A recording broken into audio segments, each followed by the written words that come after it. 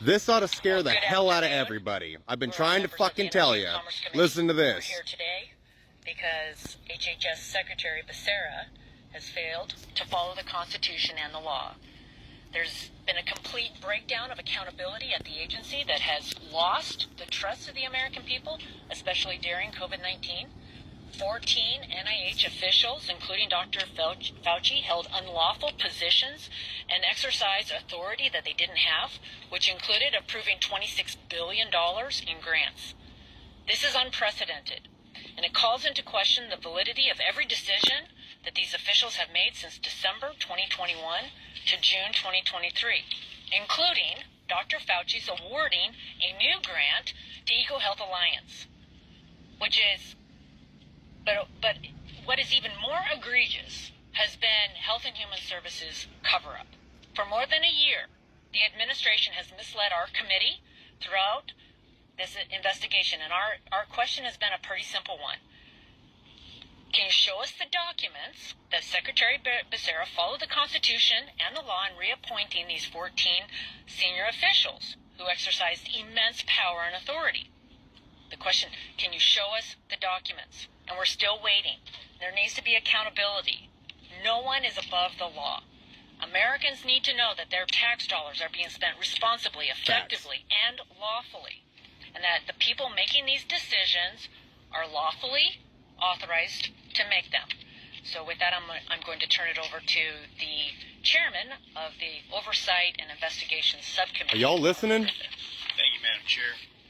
And I adopt all the things that Chairwoman Rogers just said. But let me say this. This is very frustrating. It is typical of the Biden administration not to follow the rules, not to pay attention to the law.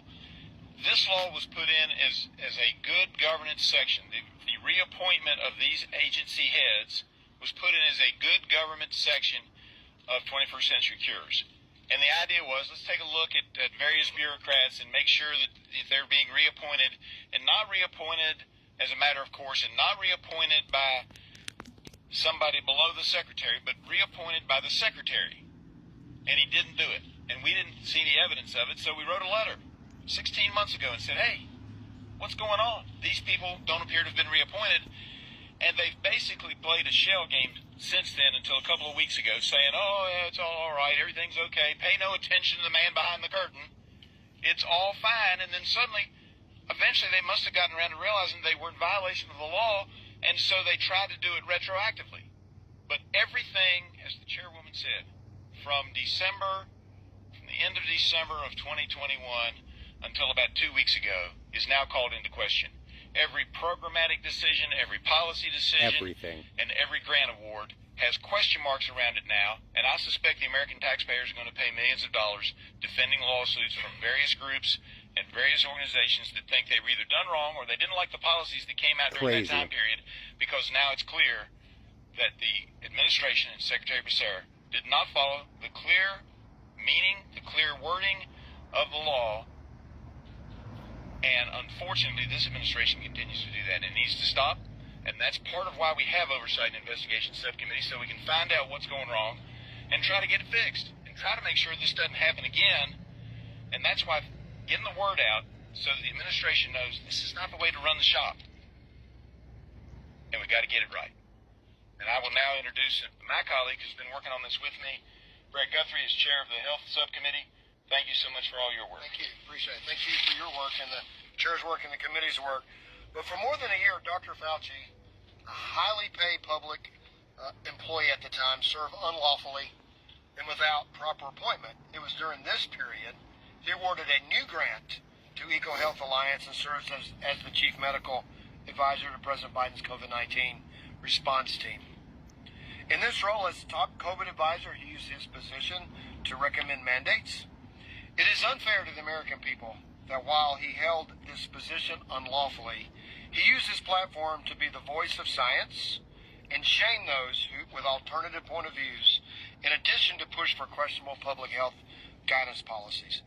This is a complete breakdown of accountability at an agency that has lost the American people's trust, especially during the 100%. COVID-19 pandemic. This also calls into question every decision each one of these 14 individuals made during the time. greater accountability is needed. Thank you. And just before we move to the Q&A, I wanted to address HHS's latest statement on their failure to follow the law, because they've changed their story many times, and their latest defense is also not true.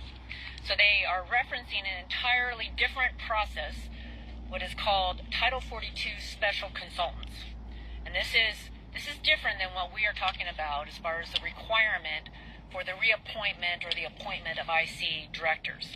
IC directors require the Secretary's approval, and HHS should know the difference, and they can't hide behind this claim.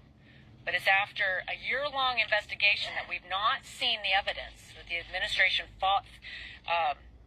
we've not seen evidence that other administrations, so they're claiming right now that other administrations have failed to follow this reappointment process. We do not see that evidence.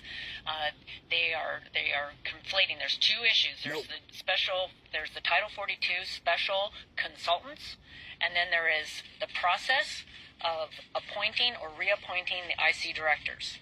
And we wouldn't be here today if the administration had come clean in March of 2022, recognizing that they needed to get right with the law.